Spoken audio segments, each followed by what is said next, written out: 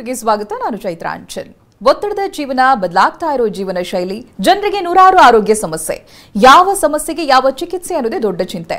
ಇಂತಹ ಸಮಸ್ಯೆ ಇರೋರಿಗೆ ಒಂದೇ ವೇದಿಕೆಯಲ್ಲಿ ಸಿಗುತ್ತೆ ಉತ್ತರ. ಇದೇ ಟಿವಿ 9ನ ವಿಶೇಷ ಕಾರ್ಯಕ್ರಮ ನಿಮ್ಮ ಡಾಕ್ಟರ್.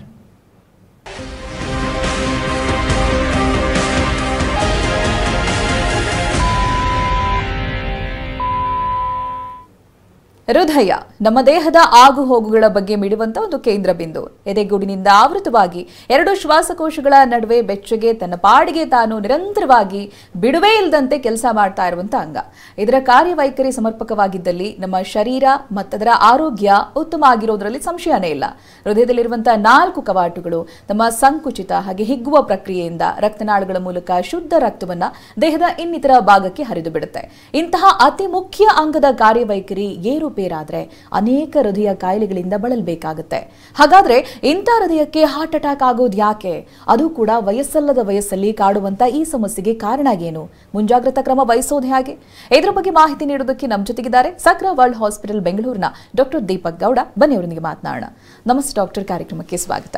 ನಮಸ್ತೆ ಡಾಕ್ಟರ್. ಇತ್ತೀಚೆಗೆ ಆರೋಗ್ಯ ಇಲಾಖೆ ಅಂಕಿ ಅಂಶಗಳನ್ನ ನೋಡಿದಾಗಲೂ ಕೂಡ ಅವರೇ ಕೊಟ್ಟಿರುವಂತಹ ಮಾಹಿತಿಯನ್ನ ನೋಡಿದಾಗ ಕೋವಿಡ್ ನಂತರದಲ್ಲಿ ಯುವಕರಲ್ಲಿ ಯುವತಿಯರಲ್ಲಿ ಈ ಏಜ್ ಗ್ರೂಪ್ ನಲ್ಲಿ ಹೆಚ್ಚು ಹಾರ್ಟ್ ಅಟ್ಯಾಕ್ ಗಳಾಗ್ತಾ ಇದೆ ಅನ್ನೋದಾಗಿ ಕೂಡ ಮಾಹಿತಿಯನ್ನ ಕೊಟ್ಟಿರುವಂತದ್ದು. ಏನು ಕಾರಣ ಇದೆ, ಜೊತೆಗೆ ರಿಸ್ಕ್ ಫ್ಯಾಕ್ಟರ್ ಗಳನ್ನ ವಿವರಿಸೋದಾದ್ರೆ? ಕೋವಿಡ್ ಸಂಬಂಧದಲ್ಲಿ ಹಾರ್ಟ್ ಅಟ್ಯಾಕ್ ಆಗಿರೋದು ಕಾಮನ್ ಅಂತ ಹೇಳಕ್ಕೆ ಇದು ತುಂಬಾ ಅರ್ಲಿ ಅನ್ಸುತ್ತೆ. ಸೊ ಕೋವಿಡ್ ಬಗ್ಗೆ ಇನ್ನೂ ಜಾಸ್ತಿ ರಿಸರ್ಚ್ ಆಗಿಲ್ಲ. ಮೋಸ್ಟ್ಲಿ ಒಂದು 5 years ಆದಮೇಲೆ ಟೆಕ್ಸ್ಟ್ ಬುಕ್ ಯಾರು ಬರೆದ್ರೆ ಮೋಸ್ಟ್ಲಿ ಕೋವಿಡಿಂದ ಹಾರ್ಟ್ ಅಟ್ಯಾಕ್ ಆಗೋ ಚಾನ್ಸಸ್ ಇರ್ಬೋದು ಅಂತ ತಿಳ್ಕೊಬೋದು. ಬಟ್ ಕೋವಿಡಿಂದ ಜನರಿಗೆ ತಮ್ಮ ತಮ್ಮ ಆರೋಗ್ಯದ ಬಗ್ಗೆ ಜಾಸ್ತಿ ಎಚ್ಚರಿಕೆ ವಹಿಸ್ತಾ ಇದ್ದಾರೆ. ಅದರಿಂದಾಗಿ ಕೆಲವು ಹಿಡನ್ ಅಂತ ಏನು ಹೇಳ್ತಿರಲ್ಲ ಅಂಥ ಹಾರ್ಟ್ ರಿಲೇಟೆಡ್ ಕಾಯಿಲೆಗಳು ಮೋರ್ ಡಯಾಗ್ನೋಸಿಸ್ ಜಾಸ್ತಿ ಆಗ್ತಾ ಇದೆ ಕೋವಿಡಿಂದ. ಇವಾಗ ಯಂಗರ್ ಏಜ್ ಗ್ರೂಪ್ ಮತ್ತೆ ಓಲ್ಡ್ ಏಜ್ ಗ್ರೂಪ್ ಅಂತ ನಾವು ನೋಡಿದಾಗ ರಿಸ್ಕ್ ಫ್ಯಾಕ್ಟರ್ಗಳು ಏನೇನು ಕಾಣಿಸಿಗುತ್ತೆ ಅಂತ? ಸೊ ಹಳೆ ಕಾಲದಲ್ಲಿ ನೋಡಿದ್ರೆ 60 ವರ್ಷ 70 ವರ್ಷ ಆದಮೇಲೆ ಹಾರ್ಟ್ ಅಟ್ಯಾಕ್ ಆಗಿ ಸತ್ರು ಅಂತ ಹೇಳ್ತೀವಿ. ಈಗೀಗ ನಾವು ಸೋಷಿಯಲ್ ಮೀಡಿಯಾ ಆಗಲಿ, ವಾಟ್ಸಪ್ ಆಗ್ಬೋದು, ಇಲ್ಲ ಫೇಸ್ಬುಕ್ ಆಗ್ಬೋದು, ಇಲ್ಲ ನಮ್ಮ ಗೊತ್ತಿರೋರೇ ಎಷ್ಟೊಂದು ಜನ 30, 25 ಈ ಥರ ವಯಸ್ಕರಲ್ಲೇ ಹಾರ್ಟ್ ಅಟ್ಯಾಕ್ ಆಗಿ ಸಾಯುವಂಥ ಸಂದರ್ಭಗಳು ನಾವು ಕೇಳಿಬರುತ್ತೆ. ಸೊ ಇದು ಯಾಕೆ ಆಗ್ತಾ ಇದೆ? ಸುಮಾರು 10-15 ವರ್ಷದಿಂದ ಜಾಸ್ತಿ ಆಗ್ತಾ ಇದೆ. ಯಾಕೆ ಅಂದರೆ ವೆಸ್ಟರ್ನೈಸೇಷನ್. ಸೊ ನಮ್ಮ ಜನಗಳಿಗೆ ವೆಸ್ಟರ್ನೈಸೇಷನ್, ಅವ್ರು ಮಾಡೋ ವರ್ಕ್ ಪ್ಯಾಟ್ರನ್ ಇರ್ಬೋದು, ಅಥವಾ ಅವ್ರಿಗಿರೋ ಸ್ಟ್ರೆಸ್ ಲೆವೆಲ್ ಇರ್ಬೋದು, ಇಲ್ಲ ಅವರು ಹ್ಯಾಬಿಟ್ಸ್ ಏನು ಚೇಂಜ್ ಆಗಿದೆಲ್ಲ ಇವಾಗ, ಸ್ಮೋಕಿಂಗ್ ಇರ್ಬೋದು, alcohol intake, drug abuse, so sleepless nights, ಜಾಸ್ತಿ ಕೆಲಸದ ಒತ್ತಡದಿಂದ ನಿದ್ದೆ ಸರಿ ಮಾಡ್ತಾ ಇರೋದು, ಇವೆಲ್ಲ ರಿಸ್ಕ್ ಫ್ಯಾಕ್ಟರ್ಸ್ ಜಾಸ್ತಿ ಆಗಿರೋದ್ರಿಂದ 20ರಿಂದ 40 ವರ್ಷದ ವಯಸ್ಸಲ್ಲಿ ಹಾರ್ಟ್ ಅಟ್ಯಾಕ್ ಆಗೋ ಚಾನ್ಸಸ್ ತುಂಬಾ ಜಾಸ್ತಿ. ನಮ್ಮಲ್ಲಿ ಸ್ಟ್ಯಾಟಿಸ್ಟಿಕ್ಸ್ ಅನ್ನೋದು ನೋಡಿದ್ರೆ 25ರಿಂದ 40 ವರ್ಷ ವಯಸ್ಸಲ್ಲಿ ಸುಮಾರು 25% ಹಾರ್ಟ್ ಅಟ್ಯಾಕ್ ಆಗೋ ವ್ಯಕ್ತಿಗಳು 25ರಿಂದ 40 ವರ್ಷ ವಯಸ್ಸಲ್ಲೇ ಇರ್ತಾರೆ. ಸೊ ಸುಮಾರು 50% ವ್ಯಕ್ತಿಗಳ ಹಾರ್ಟ್ ಅಟ್ಯಾಕ್ ಬರೋದು 50 ವರ್ಷದ ಒಳಗೇನೆ ಬರ್ತಾ ಇದೆ ಈ ನಡುವೆ. ಇವಾಗ ಸಿಂಪ್ಟಮ್ಸ್ ಬಗ್ಗೆ ಮಾತನಾಡಿದ್ರೆ, ಜ್ವರ ಆದ್ರೆ ನಮಗೆ ಗೊತ್ತಾಗುತ್ತೆ, 1-2 ದಿನದ ಮುಂಚೆ ಏನೋ ಒಂದು ಅನ್ಈಸಿನೆಸ್ ಫೀಲ್ ಆಗ್ತಾ ಇರುತ್ತೆ. ಬಟ್ ಹಾರ್ಟ್ ಅಟ್ಯಾಕ್ ಅಲ್ಲಿ ಯಾವ ರೀತಿಯಾಗಿ ಪೇನ್ ಬರುತ್ತೆ, ಯಾವ ರೀತಿಯಾಗಿ ಇನಿಷಿಯಲ್ ಸಿಂಪ್ಟಮ್ಸ್ ಇರುತ್ತೆ, ಏನು ಗೊತ್ತಾಗಲ್ಲ. ಜನರಲ್ ಪಬ್ಲಿಕ್ ಅಂತೂ they are not least aware of it. ಏನ್ ಹೇಳ್ತೀರಾ? ಸೊ ಮೇನ್ ರಿಸ್ಕ್ ಫ್ಯಾಕ್ಟರ್ ನನ್ನ ಪ್ರಕಾರ ನೆಗ್ಲಿಜೆನ್ಸ್. ಸೊ ಜನರು ಯಾವತ್ತೂ ಅವ್ರ ಸಿಂಪ್ಟಮ್ಸ್ನ ನೆಗ್ಲೆಕ್ಟ್ ಮಾಡೋಕ್ಕೆ ಹೋಗಬಾರ್ದು. ಸೊ ಏನೇ ಸಣ್ಣ ಪುಟ್ಟ ಸಿಂಪ್ಟಮ್ಸ್ ಆಗಿರ್ಬೋದು, ನೆಗ್ಲೆಕ್ಟ್ ಮಾಡ್ದಿರಾನೆ ಬಂದ ತಕ್ಷಣ ಹಾಸ್ಪಿಟಲ್ಗೆ ಡಾಕ್ಟರ್ ಹತ್ರ ಒಂದು ಫಸ್ಟ್ ಕನ್ಸಲ್ಟ್ ಮಾಡಿ ಏನಿದೆ ಅಂತ ತಿಳ್ಕೊಳ್ಳೋದು ಉತ್ತಮ. ಸೊ ವಯಸ್ಸಾಗಿರೋರಿಗೆ ಹಾರ್ಟ್ ಅಟ್ಯಾಕ್ ಬಂದರೆ ಸಡನ್ನಾಗಿ ಚೆಸ್ಟ್ ಪೇಯ್ನ್ ಬರುತ್ತೆ, ಎಡಗಡೆ ಭಾಗದಲ್ಲಿ ಎದೆ ನೋವು ಬರುತ್ತೆ. ಅದು ಭುಜಕ್ಕೆ ಇರ್ಬೋದು, ಕತ್ತಿಗೆ ಹೋಗ್ಬೋದು, ಬೆನ್ನಿಗೆ ಹೋಗ್ಬೋದು. ಸೊ ಇದು ವಯಸ್ಸಾಗಿರೋರಿಗೆ. ವಯಸ್ಕರಲ್ಲಿ ಇದು ಸಿಂಪ್ಟಮ್ಸು ತುಂಬಾ ವಿಭಿನ್ನವಾಗಿ ಬರ್ಬೋದು. ಸೊ ಜಸ್ಟ್ ಸುಮ್ಮನೆ ಕೂತಿದ್ರು ಟಯರ್ಡ್ ಅನ್ಸೋದು, ಇಲ್ಲ ಹಾರ್ಟ್ ರೇಟ್ ಮೇಲೆ ಕೆಳಗೆ ಆಗೋದು, ಇಲ್ಲ ಸ್ವಲ್ಪ ಗಿಡ್ಡಿನೆಸ್ ಬರೋದು, ಇದು ಅನ್ಯೂಶುವಲ್ ಟೈಮಿಂಗ್ಸ್ ಅಂದರೆ ಲೇಟ್ ನೈಟ್ ಇಲ್ಲ ಅಂದರೆ ಅರ್ಲಿ ಮಾರ್ನಿಂಗ್ಸಲ್ಲಿ ಬಂದರೆ ಇದೆಲ್ಲ ಹಾರ್ಟ್ ರಿಲೇಟೆಡ್ ಸಿಂಪ್ಟಮ್ಸ್ ಅಂತ ಹೇಳ್ತೀರಿ. ಸೊ ಈಗ ನಾಸಿಯಾ, ವಾಮಿಟಿಂಗ್ ಅಂತ ಏನು ಹೇಳಿದ್ವಿ, ವಾಂತಿ ಬರೋದಾಗಲಿ ಇಲ್ಲ ವಾಂತಿ ಬರೋಂಗೆ ಅನ್ಸೋದಾಗಲಿ, ಇವು ಕೂಡ ಹಾರ್ಟ್ ರಿಲೇಟೆಡ್ ಸಿಂಪ್ಟಮ್ಸ್ ಆಗಿರ್ಬೋದು. ಸೊ ಇವನ್ನೆಲ್ಲ ಬಂದಾಗ ತಕ್ಷಣವೇ ವಯಸ್ಕರು ಎಸ್ಪೆಷಲಿ ಹಾಸ್ಪಿಟಲ್ಗೆ ಬಂದು ಒಂದು ಫಸ್ಟ್ ಏಡ್, ECG, ಒಬ್ಬ ಡಾಕ್ಟರ್ ಒಪಿನಿಯನ್ ತೊಗೊಂಡು ಇವೆಲ್ಲ ಮಾಡಿಸೋದ್ರಿಂದ ಅವ್ರ ಮುಂದೆ ಆಗುವಂಥ ಹಾರ್ಟ್ ತೊಂದರೆಗಳಿಂದ ಅವಾಯ್ಡ್ ಮಾಡ್ಬೋದು. ಸೊ ಎಸ್ಪೆಷಲಿ ಹೆಂಗಸರಲ್ಲಿ ಸಿಮ್ಟಮ್ಸ್ ವಿಲ್ ಬಿ ಡಿಫ್ರೆಂಟ್. ಸ್ವಲ್ಪ ಸಿಮ್ಟಮ್ಸ್ ಯೂಶಲಿ ಈಸ್ಟ್ರೋಜನ್ ಅಂತ ಒಂದು ಹಾರ್ಮೋನ್ ಇರುತ್ತೆ ಹೆಂಗಸರಲ್ಲಿ.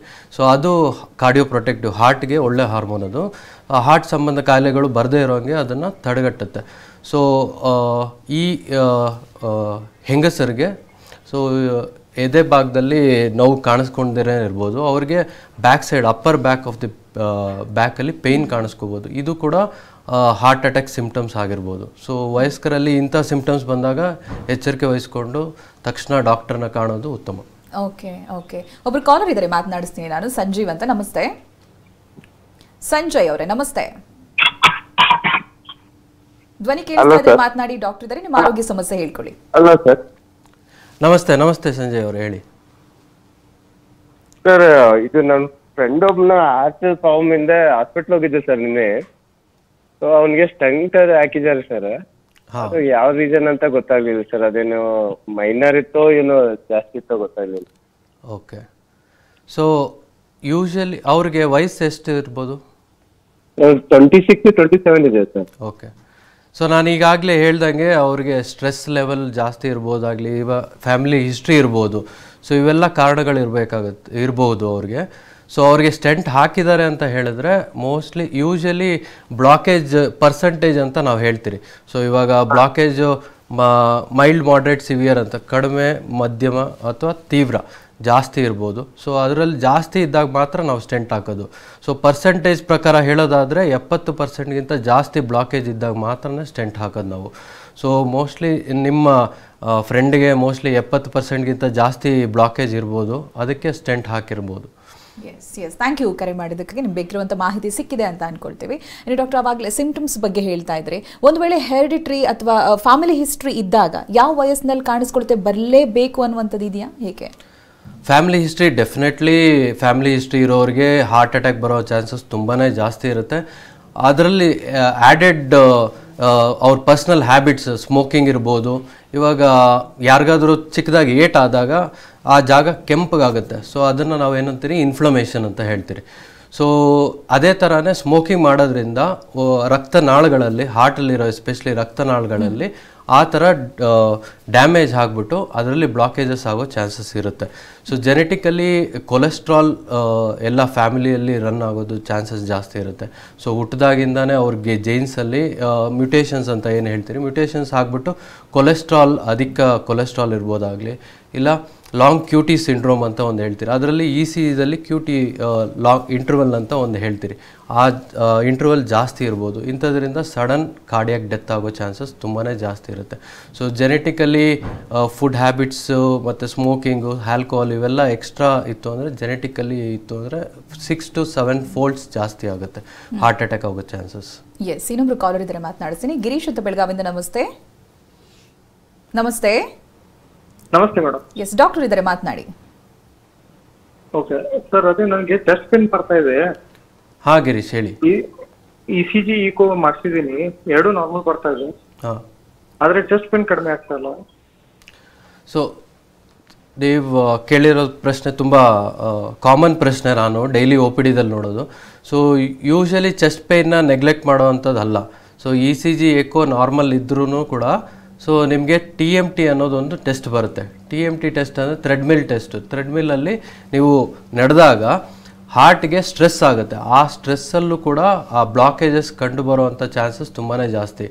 ವಯಸ್ಸಾಗಿರೋ 35 ವರ್ಷ ಆಗಿರೋವಂಥ ಗಂಡಸರಿಗೆ, 40 ವರ್ಷ ವಯಸ್ಸಾಗಿರೋವಂಥ ಹೆಂಗಸರಿಗೆ TMT ಮಾಡಿಸೋದು ತುಂಬ ಮುಖ್ಯ.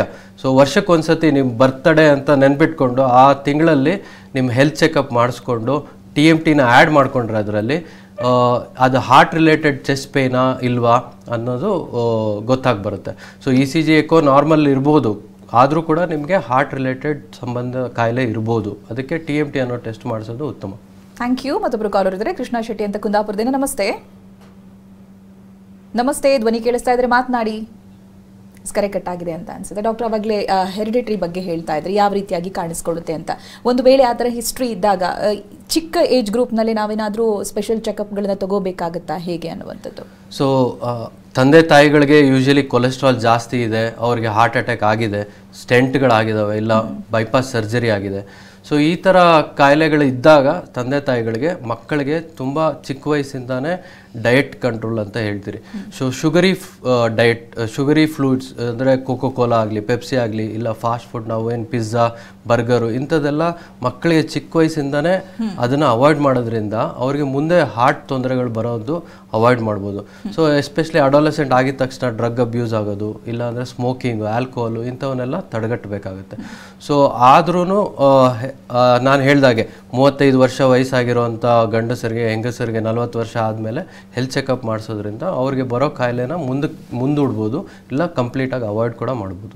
ಓಕೆ ಡಾಕ್ಟರ್, ಇವಾಗಲೇ ಹೇಳಿದಾಗೆ ಡಯಟ್ ಆಗಿರ್ಬೋದು ಅಥವಾ ಸ್ಟ್ರೆಸ್ ಮ್ಯಾನೇಜ್ಮೆಂಟ್ ಆಗಿರ್ಬೋದು, ಇವೆಲ್ಲ ಫಿಸಿಕಲ್ ಆಕ್ಟಿವಿಟೀಸ್ ಯಾವ ರೀತಿಯಾಗಿ ಹೆಲ್ಪ್ ಆಗುತ್ತೆ ಅಂತ? ಸೊ ಮನುಷ್ಯನಿಗೆ ಹೃದಯ ಸಂಬಂಧ ಕಾಯಿಲೆ ಬರೋದಕ್ಕೆ 7 ಕಾರಣಗಳಿದಾವೆ. So first diabetes. World wide ಎಲ್ಲೇ ಜಗತ್ತಲ್ಲಿ ಯಾರಿಗೆ ತೊಗೊಂಡ್ರು ಶುಗರು ಹಾರ್ಟ್ಗೆ ತುಂಬಾ ತೊಂದರೆ ಉಂಟು ಮಾಡುತ್ತೆ. ಹಾರ್ಟ್ಗೆ ಎಲ್ಲ ಬೇರೆ ಬೇರೆ ಆರ್ಗನ್ಸ್ ಕೂಡ ಶುಗರಿಂದ ಕಾಯಿಲೆಗಳು ಬರುತ್ತೆ. ಸೊ ಶುಗರ್ ಬಿಟ್ಟರೆ ನೆಕ್ಸ್ಟು ಬ್ಲಡ್ ಪ್ರೆಷರಿಂದ ಕಾಯಿಲೆಗಳು ಬರುತ್ತೆ, heart related, especially heart attack ಆಗ್ಬೋದು. ಸೊ ನೆಕ್ಸ್ಟ್ ಬರೋದು ಏನು ಅಂದರೆ ಸ್ಟ್ರೆಸ್ ಲೆವೆಲ್. ಸೊ ನಾನು ಹಾಗೆ ಹೇಳಿದಾಗ ಸ್ಟ್ರೆಸ್ ಜಾಸ್ತಿ ತೊಗೊಂಡಾಗ ಸ್ಟ್ರೆಸ್ ಹಾರ್ಮೋನ್ಸ್ ಅನ್ನೋದು ಕಾರ್ಟಿಸಾಲ್ ಅಂತ ಒಂದು ಹಾರ್ಮೋನು ಬ್ಲಡ್ಡಲ್ಲಿ ರಿಲೀಸ್ ಆಗುತ್ತೆ. ಸೊ ಈ ಹಾರ್ಮೋನ್ಸ್ ರಿಲೀಸ್ ಆದಾಗ ಸ್ಲೋ ಆಗಿ ಹೋಗ್ಬಿಟ್ಟು ಹಾರ್ಟ್ ವೆಸಲ್ಸ್ ಅಂತ ಏನಿದೆ ರಕ್ತನಾಳಗಳಿಗೆ ಡ್ಯಾಮೇಜ್ ಮಾಡುತ್ತೆ. ಡ್ಯಾಮೇಜ್ ಮಾಡಿ ಇದರಿಂದ ಬ್ಲಾಕೇಜಸ್ ಆಗುತ್ತೆ. ಸೊ ಇದರಿಂದ ನೆಕ್ಸ್ಟ್ ಅಂದರೆ ಸ್ಲೀಪ್. ಸೊ ಜಾಸ್ತಿ ವರ್ಕೌಟ್ ಮಾಡೋದ್ರಿಂದ ಆಗಲಿ, ಸೊ ಮನುಷ್ಯನಿಗೆ ವರ್ಕೌಟ್ ಮಾಡೋದ್ರಿಂದ ಜಾಸ್ತಿ ಹೃದಯ ಸಂಬಂಧ ಕಾಯಿಲೆ ಬರೋದಿಲ್ಲ ಅಂತ ಏನಿಲ್ಲ. ಸೊ ವರ್ಕೌಟ್ ಜಾಸ್ತಿ ಮಾಡಬಾರ್ದು, ಮಿತಿಯಲ್ಲಿ ಇರಬೇಕು. ಸೊ ನಿಮಗೆ ಸ್ಟ್ರೆಸ್ ಲೆವೆಲ್ ಸ್ಲೋಲಿ ಇನ್ಕ್ರೀಸ್ ಮಾಡ್ಕೊಂಡು ಹೋಗಬೇಕು. ಅದಕ್ಕೆ ಜಿಮ್ಮಲ್ಲಿ ಹೋಗ್ಬಿಟ್ಟು ಜಾಸ್ತಿ ವರ್ಕೌಟ್ ಮಾಡಿ ಕುಸ್ತು ಬಿದ್ದಿರೋ ಇನ್ಸಿಡೆಂಟ್ಸ್ ತುಂಬಾ ಕೇಳಿರ್ಬೋದು ನೀವು. ಸೊ ಹಂಗಾಗಿ ಸಡನ್ನಾಗಿ ಹೋಗಿ ಜಿಮ್ಮಲ್ಲಿ ವರ್ಕೌಟ್ ಮಾಡಬಾರ್ದು. ಸೊ ಸ್ಲೋ ಆಗಿ ವಾಕಿಂಗ್ ಮಾಡಬೇಕು, ಸ್ಲೋ ಆಗಿ ರನ್ನಿಂಗ್ ಮಾಡಬೇಕು. ನಿಮ್ಮ ಹಾರ್ಟ್ ಅದಕ್ಕೆ ಅಡ್ಜಸ್ಟ್ ಆಗೋ ಥರ ರೀತಿಯಲ್ಲಿ ನಿಮ್ಮ ಆ್ಯಕ್ಟಿವಿಟೀಸ್ನ ಜಾಸ್ತಿ ಮಾಡ್ಕೊತ ಹೋಗಬೇಕು. ಸೊ ಅದು ಬಿಟ್ಟರೆ ಸ್ಲೀಪ್ ಬಂದ್ಬಿಟ್ಟು ಮನುಷ್ಯನಿಗೆ 7 ರಿಂದ 9 ಗಂಟೆಗಳ ಕಾಲ ನಿದ್ದೆ ತುಂಬ ಅವಶ್ಯಕತೆ. ಸೊ ಹಂಗಂತ ಜಾಸ್ತಿ ನಿದ್ದೆ ಮಾಡೋರಿಗೆ ಹಾರ್ಟ್ ಕಾಯಿಲೆ ಬರೋದಿಲ್ಲ ಅಂತ ಏನಿಲ್ಲ. ಸೊ ಜಾಸ್ತಿ ನಿದ್ದೆ ಮಾಡೋದ್ರಿಂದ ತುಂಬ ಬೇರೆ ತೊಂದರೆಗಳು ಬರ್ತವೆ. 7 ರಿಂದ 9 ಗಂಟೆಗಳ ಕಾಲ ನಿದ್ದೆ ಮಾಡೋದ್ರಿಂದ ಹೃದಯ ಸಂಬಂಧ ಕಾಯಿಲೆಗಳಿಗೆ ಆ ಹಾರ್ಮೋನ್ ಲೆವೆಲ್ಸ್ನ ಏನು ಬ್ಯಾಲೆನ್ಸ್ ಮಾಡ್ಬೋದು, ಇಂಥದ್ದು ಮಾಡ್ಬೋದು ನಾವು. ಇದರಿಂದ ಹೃದಯ ಸಂಬಂಧ ಕಾಯಿಲೆಗಳು ಕಡಿಮೆ ಆಗುತ್ತೆ. ಎಸ್ ಡಾಕ್ಟರ್, ಇವಾಗ ಮೆಡಿಕೇಶನ್ ಆಗಿರ್ಬೋದು ಅಥವಾ ಯಾವುದೇ ಮೆಡಿಸಿನಲ್ ಹಿಸ್ಟ್ರೀಸ್ ಆಗಿರ್ಬೋದು, ಮೆಡಿಕಲ್ ಹಿಸ್ಟ್ರಿಗಳು ಯಾವ ರೀತಿಯಾಗಿ ರಿಸ್ಕ್ ಫ್ಯಾಕ್ಟರ್ಗಳನ್ನ ಹುಟ್ಟುಹಾಕುತ್ತೆ ಅನ್ನೋದಾಗಿ? ಹಾಂ, ಸೊ ಮೆಡಿಕೇಶನ್ಸ್ ಅಂತ ಬಂದಾಗ ಓವರ್ ದಿ ಕೌಂಟರ್. ಸೊ ಇವಾಗ ನಮಗೆ ನೆಗಡಿ ಬರ್ತಾ ಇದೆ, ಜ್ವರ ಬರ್ತಾ ಇದೆ ಅಂದ್ಬಿಟ್ಟು ಹೋಗ್ಬಿಟ್ಟು ಮಾತ್ರೆಗಳು ತೊಗೊಳೋದು, ಸೆಲ್ಫ್ ಮೆಡಿಕೇಶನ್ಸ್ ಅಂತ ಏನು ಹೇಳ್ತಿರಲ್ಲ, ಇದರಲ್ಲಿ NSAIDs ಅಂತ ಹೇಳ್ತೀರಿ ನಾವು. ಪ್ಯಾರಾಸಿಟಮಾಲ್ ಎಲ್ಲರೂ ಕೇಳಿರ್ಬೋದು, ಡೋಲೋ ಮಾತ್ರೆ ಅಂತ.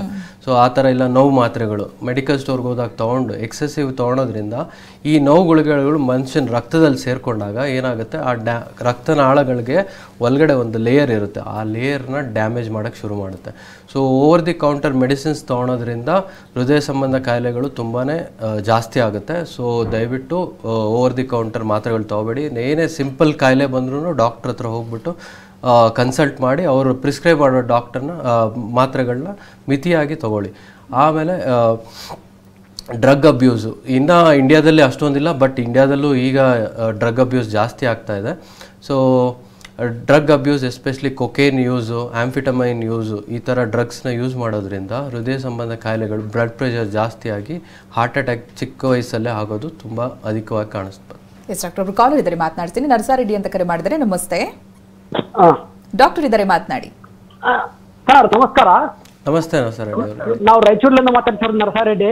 ಹಾಂ ಹೇಳಿ ಸರ್, ಊಟದ ಕಳ್ಳಿಂದ ಹಾರ್ಟ್ ಅಟ್ಯಾಕ್ ಬರ್ಬೋದೇನು ಸರ್? ಚಿಕನು, ಮಟನು, ತುಪ್ಪ, ಎಣ್ಣೆ ಹೆಚ್ಚಿಗೆ ತಿಂದ್ರೆ ಬರ್ಬೋದಾ? ಹಾಂ ಸರ್, ತುಂಬ ಒಳ್ಳೆ ಪ್ರಶ್ನೆ ನೀವು ಕೇಳಿರೋದು. ಸೊ ಮಟನ್ ತಿನ್ನೋದ್ರಿಂದ, ಚಿಕನ್ ತಿನ್ನೋದ್ರಿಂದ, ಇಲ್ಲ ತುಪ್ಪ, ಈ ಥರ ಒಂದಷ್ಟು ಡಯಟ್ ಇರ್ತವೆ. ಇದರಲ್ಲಿ ಅನ್ಸ್ಯಾಚುರೇಟೆಡ್ ಫ್ಯಾಟ್ಸ್ ಅಂತ ಏನು ಹೇಳ್ತೀರಿ ನಾವು. ಅನ್ಸ್ಯಾಚುರೇಟೆಡ್ ಫ್ಯಾಟ್ಸ್ ಅಂದರೆ ನೀವು ಆಲಿವ್ ಆಯಿಲ್ ಇರ್ಬೋದು, ಕೆನೋಲಾ ಇರ್ಬೋದು, ಫ್ಯಾಟಿ ಫಿಶ್, ಸ್ಯಾಲ್ಮನ್ ಅಂತ ಫಿಶ್. ಸೊ ಇವೆಲ್ಲ ಒಳ್ಳೆ ಪದಾರ್ಥಗಳು ಮನುಷ್ಯನ ದೇಹಕ್ಕೆ ಇದು ಕೊಲೆಸ್ಟ್ರಾಲ್ ಲೆವೆಲ್ನ ಮಿತಿಯಲ್ಲಿಡುತ್ತೆ, ಕಂಟ್ರೋಲ್ ಮಾಡುತ್ತೆ. ಸ್ಯಾಚುರೇಟೆಡ್ ಫ್ಯಾಟಿ ಆ್ಯಸಿಡ್ಸ್ ಅಂದರೆ ನೀವು ತಿನ್ನೋ ತುಪ್ಪದಲ್ಲಾಗಿರ್ಬೋದು ಅಥವಾ ಬೇರೆ ಬೇರೆ ಎಣ್ಣೆಯಲ್ಲಿ saturated fatty acids, so room ಟೆಂಪ್ರೇಚರಲ್ಲಿ ಇಟ್ಟಾಗ ಗಟ್ಟಿ ಆಗುತ್ತಲ್ಲ ಅಂಥದ್ದನ್ನೆಲ್ಲ ಸ್ಯಾಚುರೇಟೆಡ್ ಫ್ಯಾಟಿ ಆ್ಯಸಿಡ್ಸ್ ಫ್ಯಾಟ್ಸ್ ಅಂತ ಹೇಳ್ತೀರಿ. ಸೊ ಇಂಥ ಸ್ಯಾಚುರೇಟೆಡ್ ಫ್ಯಾಟ್ಸ್ನ ತೊಗೊಂಡಾಗ ಹೃದಯ ಸಂಬಂಧ ಕಾಯಿಲೆಗಳು ತುಂಬಾ ಜಾಸ್ತಿ, ಅದನ್ನು ಅವಾಯ್ಡ್ ಮಾಡಬೇಕು. ರೆಡ್ ಮೀಟ್ ಅಂದರೆ ಮಟನ್ನು, ಪೋರ್ಕು ಇಂಥ ಮೀಟ್ಗಳಲ್ಲಿ ಈ ಥರ ಕೊಲೆಸ್ಟ್ರಾಲ್ ಜಾಸ್ತಿ ಮಾಡುವಂಥ ಅಂಶಗಳು ಜಾಸ್ತಿ ಬರುತ್ತೆ. ಅಂಥದ್ದನ್ನು ಅವಾಯ್ಡ್ ಮಾಡೋದು ತುಂಬ ಉತ್ತಮ. ಚಿಕನ್ ಸ್ಕಿನ್ನಲ್ಲೂ ಕೂಡ ಈ ಥರ ಕಾಯಿಲೆಗಳು ತಿನ್ನೋದ್ರಿಂದ ಜಾಸ್ತಿ ಆಗುತ್ತೆ. ಥ್ಯಾಂಕ್ ಯು ಕರೆ ಮಾಡಿದ್ದಕ್ಕಾಗಿ. ಡಾಕ್ಟರ್, ಇತ್ತೀಚೆಗೆ ಕೇಸಸ್ಗಳು ಜಾಸ್ತಿ ಆಗ್ತಾ ಇದೆ, ಅವೇ ಸುದ್ದಿಗಳು ಹೆಚ್ಚಾಗ್ತಾ ಇದೆ, ಎಲ್ಲಿ ನೋಡಿದ್ರು ಅದೇ ಕಾರಣದ ಸಿಗ್ತಾ ಇದೆ, ಹಾಗಾಗಿ ಟೆಸ್ಟಿಂಗ್ಗಳಿಗೆ ಹೋಗ್ತಾ ಇದ್ದಾರೆ ಜನರು. ಬಟ್ ನಿಯಮಿತ ಪರೀಕ್ಷೆ ಅನ್ನುವಂಥದ್ದು ಯಾವಾಗ ಮಾಡಿಸ್ಬೇಕು, ಹೇಗೆ ಡಯಾಗ್ನೋಸ್ ಮಾಡಬೇಕಾಗುತ್ತೆ ಏನು ಅಂತ? ಸೊ ನಿಯಮಿತವಾಗಿ ಏಜ್ ಎಸ್ಪೆಷಲಿ ತಂದೆ ತಾಯಿಗಳಿಗೆ ಏನಾದರೂ ಹಾರ್ಟ್ ರಿಲೇಟೆಡ್ ಬ್ಲಾಕೇಜಸ್ ಇದ್ದು ಸ್ಟೆಂಟ್ ಆಗಿದ್ರೆ, ಇಲ್ಲ ಆಪ್ರೇಷನ್ ಏನಾದರೂ ಆಗಿದ್ರೆ ಹಾರ್ಟ್ ರಿಲೇಟೆಡು, ಅಂಥವರು ಸ್ವಲ್ಪ ಬೇಗ ವಯಸ್ಸು ಕಾಲೇಜ್ ಆಗಿ ಅವರು ಏನು ವರ್ಕ್ ಪ್ರೊಫೆಷನಲ್ ಸ್ಟಾರ್ಟ್ ಮಾಡಿದ ತಕ್ಷಣ ಅವರು ಹೆಲ್ತ್ ಸ್ಕ್ರೀನಿಂಗ್ನ ವರ್ಷಕ್ಕೊಮ್ಮೆ ನಾ ಹೇಳ್ದಾಗೆ ಬರ್ತ್ಡೇ ತಿಂಗಳನ್ನು ನೆನ್ಪಿಟ್ಕೊಂಡು ಆ ತಿಂಗಳಲ್ಲಿ ಸ್ಕ್ರೀನಿಂಗ್ ಮಾಡಿಸ್ಕೊಳೋದ್ರಿಂದ ಅವರು ಮುಂದೆ ಬರೋವಂಥ ಹಾರ್ಟ್ ರಿಲೇಟೆಡ್ ಕಾಯಿಲೆಗಳನ್ನ ಅವಾಯ್ಡ್ ಮಾಡ್ಬೋದು. ಸೊ ಯಾವ ರೀತಿ ಡಯಾಗ್ನೋಸ್ ಮಾಡಬೇಕಾಗುತ್ತೆ, ಏನೇನು ಟೆಸ್ಟ್ಗಳು ಇದಾವೆ ಅನ್ನೋದಾಗಿ? ಸೊ ಈ ಥರ ಏನಾದರೂ ಬೇಸಿಕ್ ಟೆಸ್ಟ್ ಅಂದರೆ ಒಂದು ಹಾರ್ಟ್ ಕನ್ಸಲ್ಟೇಷನ್, ಒಂದು ಕಾರ್ಡಿಯಾಲಜಿಸ್ಟ್ ಕನ್ಸಲ್ಟೇಷನ್ ಅಂತ ಹೇಳ್ತೀರಿ. ECG ಟೆಸ್ಟ್ ಒಂದು ಮಾಡಿಸ್ಬೇಕು. ECGದಲ್ಲೇ ವ್ಯತ್ಯಾಸಗಳೇನಾದರೂ ಇದ್ದಾಗ ಮುಂದಕ್ಕೆ ECG ಆದಮೇಲೆ ಎಕೋ ಕಾರ್ಡಿಯೋಗ್ರಫಿ ಅಂತ ಹಾರ್ಟ್ನ ಸ್ಕ್ಯಾನ್ ಮಾಡೋದು. ಸೊ ಹಾರ್ಟ್ನ ಸ್ಕ್ಯಾನ್ ಮಾಡಿ ಅದರಲ್ಲಿ ಕವಾಟಗಳೆಲ್ಲ ಸರಿಗೆ ಇದೆಯಾ, ಯಾವುದರಲ್ಲಾದ್ರೂ ಲೀಕ್ ಇದೆಯಾ, ಇಲ್ಲ ಯಾವುದಾದ್ರೂ ಹಾರ್ಟದು ಫಂಕ್ಷನ್ ಏನಾದರೂ ಕಡಿಮೆ ಆಗಿದೆಯಾ. ನಾರ್ಮಲಿ 60% ಇರಬೇಕು ಮನುಷ್ಯನ heart function. So 100 ml blood ಬಂದರೆ 60 ml ಬ್ಲಡ್ ಆಚೆ ಪಂಪ್ ಮಾಡಬೇಕು ಹಾರ್ಟು. ಸೊ ಅದೇನಾದರೂ ಫಂಕ್ಷನ್ ಕಡಿಮೆ ಆಗಿದೆಯಾ, 30%ಗೆ ಏನಾದರೂ ಇಳಿದಿದೆಯಾ, ಇಂಥ ಟೆಸ್ಟ್ಗಳನ್ನ ಮಾಡಬೇಕು.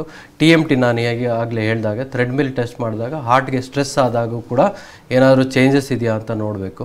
ಸೊ ಈ ಟೆಸ್ಟ್ಗಳು ಬೇಸಿಕ್ ಟೆಸ್ಟ್ಗಳು ಮಾಡಬೇಕಾಗುತ್ತೆ. ಕೆಲವೊಮ್ಮೆ ಎದೆ ನೋವು ಅಂತ ಬಂದಾಗ ಕೆಲವು ಬ್ಲಡ್ ಟೆಸ್ಟ್ಗಳು ಕೂಡ ಇದ್ದಾವೆ. ಟ್ರೋಪೋನಿನ್ ಅನ್ನೋ ಒಂದು ಬ್ಲಡ್ ಟೆಸ್ಟ್ ಕೂಡ ಇದೆ. ಅದರಲ್ಲಿ ನಿಮ್ಮ ಹಾರ್ಟಿಂದ ರಿಲೀಸ್ ಆಗುವಂಥದ್ದು ಒಂದು ಅಂಶ. ಅದು ಬ್ಲಡ್ಡಲ್ಲಿ ಏನೋ ಕಂಡು ಬಂತು ಅಂದರೆ ಹಾರ್ಟ್ ಅಟ್ಯಾಕ್ ಆಗಿದೆ ಇವರಿಗೆ ಅಂತಲೇ ಖಚಿತವಾಗುತ್ತೆ. ಎಸ್ ಡಾಕ್ಟರ್, ಬಹಳಷ್ಟು ಜನ ಹೇಳ್ತಾರೆ ಇಲ್ಲಿವರೆಗೂ ನಾವು ಬಹಳ ಆರೋಗ್ಯವಾಗಿದ್ವಿ, ಏನಾದರೂ ಇದ್ರೆ ಪ್ರಿವೆನ್ಷನ್ ಮೆಷರ್ಸ್ ಹೇಳ್ಬಿಡಿ, ನೋಡ್ಕೊಳ್ತೀವಿ ಅನ್ನೋದಾಗಿ. Preventive measures first and foremost preventive measure ಅಂದರೆ ಸ್ಮೋಕಿಂಗ್ ಕಿಲ್ಸ್. ಸೊ ಸ್ಮೋಕಿಂಗ್ ಅಕಸ್ಮಾತ್ ಯಾರಿಗಾದರೂ ಸ್ಮೋಕಿಂಗ್ ಅಭ್ಯಾಸ ತೀರಾ ಸ್ಮೋಕಿಂಗ್ ಮಾಡೋರೇ ಅಲ್ಲ, ಸ್ಮೋಕಿಂಗ್ ಮಾಡೋರ ಜೊತೆಲಿದ್ದ passive smoker, second hand smoking ಅಂತ ಏನು ಹೇಳ್ತೀರಿ, ಅಂಥವರಿಂದ ಕೂಡ ಸೇಮ್ ಎಫೆಕ್ಟ್. ಸ್ಮೋಕಿಂಗ್ ಮಾಡೋರಿಗೆ ಏನು ಎಫೆಕ್ಟ್ ಆಗುತ್ತಲ್ಲ, ಸೆಕೆಂಡ್ ಹ್ಯಾಂಡ್ ಸ್ಮೋಕರ್ಸ್ ಕೂಡ ಅದೇ ಎಫೆಕ್ಟ್ ಆಗುತ್ತೆ. ಟೊಬ್ಯಾಕೋ ಯಾವುದೇ ರೀತಿಯಲ್ಲಿ ಆಗಿರ್ಬೋದು. ಸೊ ಅದು consumption is not good. Alcohol ಕನ್ಸಂಪ್ಷನಿಂದ ಹಾರ್ಟ್ ಮಸಲ್ಸ್ ವೀಕ್ ಆಗ್ತಾ ಹೋಗುತ್ತೆ. ಸೊ ಅದರಿಂದ ಲಿವರ್ ಡಿಸೀಸಸ್ ಬರ್ಬೋದು. ಇನ್ಫ್ಯಾಕ್ಟ್ ಲಿವರಿಂದ ಕೂಡ ಹಾರ್ಟ್ಗೆ ಒತ್ತಡ ಜಾಸ್ತಿಯಾಗಿ ಹಾರ್ಟ್ ರಿಲೇಟೆಡ್ ಕಾಯಿಲೆಗಳು ಜಾಸ್ತಿ ಆಗ್ಬೋದು. ಸೊ ಪ್ರಿವೆಂಟಿವ್ ಮೆಜರ್ಸಲ್ಲಿ ಎಕ್ಸಸೈಸ್, ನಾನು ಆಗಲೇ ಹೇಳಿದಾಗ ಸೆಡೆಂಟ್ರಿ ಲೈಫ್, ಕೂತ್ಕೊಂಡೇ ಕೆಲಸ ಮಾಡೋದು 12-13 ಅವರ್. ಇವಾಗ ವರ್ಕ್ ಫ್ರಮ್ ಹೋಮ್ ಬಂದಾಗಿಂದ ಅಂತೂ ಜನಗಳು ಜಾಸ್ತಿ ಮನೇಲಿ ಕೂತ್ಕೊಂಡು ಕೆಲಸ ಮಾಡೋದು. ಸೊ ಕೂತ್ಕೊಂಡು ಕೆಲಸ ಮಾಡೋದ್ರಿಂದ ಏನಾಗುತ್ತೆ, ಸೆಡೆಂಟ್ರಿ ಲೈಫ್ ಸ್ಟೈಲಿಂದ ಮನುಷ್ಯನಿಗೆ ಕ್ಯಾಲೋರಿ ರಿಕ್ವೈರ್ಮೆಂಟ್ ಅಂತ ಇರುತ್ತೆ. ಸೊ ಗಂಡಸರಿಗೆ 2500 ಕ್ಯಾಲೋರೀಸ್ ದಿನಕ್ಕೆ ಬೇಕಾಗುತ್ತೆ. ಸೊ ಹೆಂಗಸರಿಗೆ 2000 ಕ್ಯಾಲೋರೀಸ್ ಬೇಕಾಗುತ್ತೆ. ಸೊ ಇದಕ್ಕಿಂತ ಹೆಚ್ಚು ಕ್ಯಾಲೋರೀಸ್ ಇಂಟೇಕ್ ತೊಗೊಂಡು ಅಲ್ಲಿ ಕ್ಯಾಲೋರೀಸ್ನ ಬರ್ನ್ ಮಾಡಿಲ್ಲ ಅಂದರೆ ಆ ಕ್ಯಾಲೋರೀಸ್ ಏನಾಗುತ್ತೆ, ಹಾರ್ಟ್ ಬೇರೆ ಜಾಗದಲ್ಲಿ ಹೋಗ್ಬಿಟ್ಟು ಕೂತ್ಕೊಂಡ್ಬಿಟ್ಟು ಆ ಹಾರ್ಟ್ ರಿಲೇಟೆಡ್ ಸಂಬಂಧ ಕಾಯಿಲೆಗಳನ್ನ ಹೆಚ್ಚು ಮಾಡುತ್ತೆ. ಸೊ ಸೆಡೆಂಟ್ರಿ ಲೈಫ್ ಸ್ಟೈಲ್ನ ಕಡಿಮೆ ಮಾಡಬೇಕಾಗುತ್ತೆ, ಎಕ್ಸಸೈಸ್ ಜಾಸ್ತಿ ಮಾಡಬೇಕಾಗುತ್ತೆ, ಸ್ಟ್ರೆಸ್ ಲೆವೆಲ್ನ ಕಡಿಮೆ ಮಾಡ್ಕೋಬೇಕಾಗುತ್ತೆ. ನಿದ್ದೆ, ನಾನು ಈಗಾಗಲೇ ಹೇಳಿದಾಗೆ 8 ಗಂಟೆ 8 hours of sleep, sound sleep is must. ಎಲ್ಲರಿಗೂ 8 ಗಂಟೆ ಕಾಲ ನಿದ್ದೆ ಮಾಡೋದ್ರಿಂದ ಆ ಹಾರ್ಟ್ಗೆ ಆಗಲಿ ಬೇರೆ ಆರ್ಗನ್ಸ್ ಆಗಲಿ ಮೈಂಡ್ಗೆ ಎಲ್ಲನೂ ತೊಂದರೆಗಳು ಉಂಟಾಗೋದು ಕಡಿಮೆ ಆಗುತ್ತೆ. ಇನ್ನು ಸ್ಕೂಲ್ ಕಾಲೇಜ್ಗಳಲ್ಲೂ ಹಾಗೆ, ವರ್ಕಿಂಗ್ ಎನ್ವೈರನ್ಮೆಂಟಲ್ಲೂ ಹಾಗೆ ಕಾಂಪಿಟೇಷನ್ ಬಹಳನೇ ಇರುತ್ತೆ. ಕಾಂಪಿಟೇಟಿವ್ ವರ್ಲ್ಡಲ್ಲಿ ಡಿಪ್ರೆಷನ್ ಮತ್ತು ಆಂಗ್ಸೈಟಿ ಕೂಡ ಕಾರಣ ಆಗ್ಬೋದಾ ಯಂಗ್ಸ್ಟರ್ಸಲ್ಲಿ? ಹೌದು, ಖಂಡಿತವಾಗೂ. ಡಿಪ್ರೆಷನ್ ಹಾಗೂ ಆಂಗ್ಸೈಟಿಯಿಂದ ಕೂಡ ಹಾರ್ಟ್ ಅಟ್ಯಾಕ್ ಚಾನ್ಸಸ್ ತುಂಬಾ ಜಾಸ್ತಿ ಆಗ್ತದೆ. ಎಸ್ಪೆಷಲಿ ಇವಾಗ ಪೀರ್ ಪ್ರೆಷರ್ ಅಂತ ಏನು ಹೇಳ್ತೀರಿ, ಮಕ್ಕಳಲ್ಲಿ ಚಿಕ್ಕ ವಯಸ್ಸಿಂದನೇ ನಾವು ಫಸ್ಟ್ ರ್ಯಾಂಕ್ ಬರಬೇಕು ನೀನು ಈ ಸ್ಕೂಲಲ್ಲಿ, ಟೀಚರ್ಸ್ಗಳು ಒತ್ತಡ ಇರ್ಬೋದು. ಸೊ ಮಕ್ಕಳಿಗೆ ಅವ್ರಿಗೆ ಥ್ರೆಶೋಲ್ಡ್ ಅಂತ ಇರುತ್ತೆ. ಸೊ ಇಷ್ಟು ಓದ್ಬೋದು ಈ ಮಗು, ಇಷ್ಟು ಮಾಡೋಕ್ಕೆ ಸ್ಟ್ರೆಸ್, ಎಲ್ಲರೂ ಫಸ್ಟ್ ರ್ಯಾಂಕ್ ತೆಗಿಯೋದಕ್ಕೆ ಆಗೋದಿಲ್ಲ. ಸೊ ಅವರವರ ಲಿಮಿಟೇಷನ್ ಪ್ರಕಾರನೇ ಸ್ಟ್ರೆಸ್ ಜಾಸ್ತಿ ಕೊಡ್ದಾಗೆ ಮಕ್ಕಳಿಂದಾನೆ ಸ್ಟ್ರೆಸ್ ಲೆವೆಲ್ ಅವಾಯ್ಡ್ ಮಾಡಬೇಕು. ವಯಸ್ಕರಾಗಿದ ತಕ್ಷಣ ತಮ್ಮ ಸ್ಟ್ರೆಸ್ ಲೆವೆಲ್ನ ತಾವೇ ಕಂಟ್ರೋಲ್ ಮಾಡ್ಕೋಬೇಕು. ಸೊ ಜಾಸ್ತಿ ಇವಾಗ ಕೆಲಸ ಮಾಡೋಕ್ಕಾಗಿಲ್ಲ ಅಂದ್ರೂ ಇಷ್ಟು ಕೆಲಸ ಮಾಡಬೇಕು ಅಂತ ಯಾರು ಹೇಳಿ ನೋ ಅಂತ ಹೇಳೋವಂಥದ್ದು ಅಭ್ಯಾಸ ಮಾಡ್ಕೋಬೇಕು. ಅವ್ರ ಕೈಯಲ್ಲಿ ಎಷ್ಟಾಗುತ್ತೋ ಫ್ಯಾಮಿಲಿ ವರ್ಕ್ ಬ್ಯಾಲೆನ್ಸ್ ಅಂತ ಏನು ಹೇಳ್ತಿರಲ್ಲ ನಾವು, ಅದನ್ನು ಮಾಡಬೇಕಾಗುತ್ತೆ. ಫ್ರೆಂಡ್ಸ್ ಜೊತೆ ಮಿಂಗಲ್ ಆಗೋದ್ರಿಂದ ಸ್ಟ್ರೆಸ್ ಹಾರ್ಮೋನ್ಸ್ ಅಂತ ನಾನು ಏನು ಆಗಲೇ ಹೇಳಿದ್ನಲ್ಲ, ಕಾರ್ಟಿಸಲ್ ಅವೆಲ್ಲ ನಾರ್ಮಲ್ ಆಗಿರುತ್ತೆ. ಅದು ಜಾಸ್ತಿ ಆದಾಗ, ಸ್ಟ್ರೆಸ್ ಲೆವೆಲ್ ಜಾಸ್ತಿ ಆದಾಗ ಈ ಥರ ಹಾರ್ಟ್ ರಿಲೇಟೆಡ್ ಕಾಯಿಲೆಗಳು ತುಂಬಾ ಕಂಡುಬರುತ್ತೆ. ಯಂಗ್ಸ್ಟರ್ಸ್ಗಳಲ್ಲಿ ಒಂದು ಅವೇರ್ನೆಸ್ ಇರುತ್ತೆ, ನಾವು ಕೇರ್ ಮಾಡಬೇಕು, ಚೆನ್ನಾಗಿ ನೋಡ್ಕೋಬೇಕು ನಮ್ಮ ದೇಹನ ನಾವು ಅಂತ. ಬಟ್ ಸರಿಯಾದ ಮಾರ್ಗದರ್ಶನ ಹಾಗೆ ಮಾಹಿತಿ ಇರೋದಿಲ್ಲ. ಸೊ ಇಲ್ಲಿ ಹೃದಯ ಸಂಬಂಧಿ ಕಾಯಿಲೆಗಳಿಗೆ ಸಂಬಂಧಪಟ್ಟಂತೆ ಅವರು ಯಾವ ರೀತಿಯಾಗಿ ಜಾಗೃತಿ ವಹಿಸಬಹುದು? ಏನು ಟೇಕ್ ಹೋಮ್ ಮೆಸೇಜ್ ಕೊಡ್ತೀರಾ ಅವರಿಗೆ? ಸೊ ಟೇಕ್ ಹೋಮ್ ಮೆಸೇಜ್, ಯಂಗ್ಸ್ಟರ್ಸಲ್ಲಿ ಎಸ್ಪೆಷಲಿ ಸ್ಟ್ರೆಸ್ ಲೆವೆಲ್ನ ತುಂಬಾ ಕಡಿಮೆ ಮಾಡ್ಕೋಬೇಕಾಗುತ್ತೆ. ಈಗಿನ ಪರಿಸ್ಥಿತಿಯಲ್ಲಿ ಜನಗಳಿಗೆ ಸ್ಟ್ರೆಸ್ ಲೆವೆಲ್ ತುಂಬಾ ಇಂಪಾರ್ಟೆಂಟು. ಸ್ಟ್ರೆಸ್ ಹಾರ್ಮೋನ್ಸ್ನ ಕಂಟ್ರೋಲಲ್ಲಿ ಇಟ್ಕೋಬೇಕಾಗುತ್ತೆ. ಸೊ ಅನ್ವಾಂಟೆಡ್ ಹ್ಯಾಬಿಟ್ಸ್ ಅಂತ ಹೇಳಿದ್ರೆ ಸ್ಮೋಕಿಂಗ್ ಆಗಲಿ, ಆಲ್ಕೋಹಾಲ್ ಆಗಲಿ ದಯವಿಟ್ಟು ಅವಾಯ್ಡ್ ಮಾಡಬೇಕಾಗುತ್ತೆ. ಸ್ಮೋಕಿಂಗ್ ಎಸ್ಪೆಷಲಿ ಸ್ಮೋಕಿಂಗ್ ಮಾಡೋರ ಜೊತೆ ಇದ್ರೂ ಕೂಡ ಸ್ಮೋಕಿಂಗ್ ಈಕ್ವಲೆಂಟ್ ಎಫೆಕ್ಟ್ ಮನುಷ್ಯನಿಗೆ ಆಗುತ್ತೆ. ಸೊ ಸ್ಟ್ರೆಸ್ ಈಗಾಗಲೇ ಹೇಳಿದೆ. ಡಯಾಬಿಟಿಸ್ ಫ್ಯಾಮಿಲಿ ಹಿಸ್ಟ್ರಿ ಏನಾದರೂ ಇತ್ತು ಅಂದರೆ, ಡಯಾಬಿಟಿಸ್ ಆಗಲಿ, ಹೈಪರ್ ಟೆನ್ಷನ್ ಆಗಲಿ, ಸೊ ಈ ಥರ ಫ್ಯಾಮಿಲಿ ಹಿಸ್ಟ್ರಿ ಇದ್ದಾಗ ಅರ್ಲಿ ಚೆಕಪ್ ಮಾಡಿಸಿ ಅವ್ರಿಗೆ ಮುಂಚೆ HbA1c ಲೆವೆಲ್ ಅಂತ ಹೇಳ್ತೀವಿ ನಾವು. ಸೊ 3 ತಿಂಗಳಿಗೊಂದ್ಸತಿ HbA1c 3 ತಿಂಗಳದ್ದು ಬ್ಲಡ್ ಶುಗರ್ನ ಎಸ್ಟಿಮೇಟ್ ಮಾಡೋದು. ಆ ಥರ ಡಯಾಬಿಟಿಸ್ ಪೇರೆಂಟ್ಸ್ ಇದ್ದಾಗ ಡಯಾಬಿಟಿಸ್ನ ಕಂಟ್ರೋಲಲ್ಲಿ ಇಟ್ಕೊಳೋದು, HbA1c ಸ್ಕ್ರೀನಿಂಗ್ ಮಾಡಿಸೋದು ವರ್ಷಕ್ಕೊಂದ್ಸತಿ, ಬ್ಲಡ್ ಪ್ರೆಷರ್ನ ಅವಾಗವಾಗ ಚೆಕ್ ಮಾಡಿಸ್ತಾ ಇರೋದು.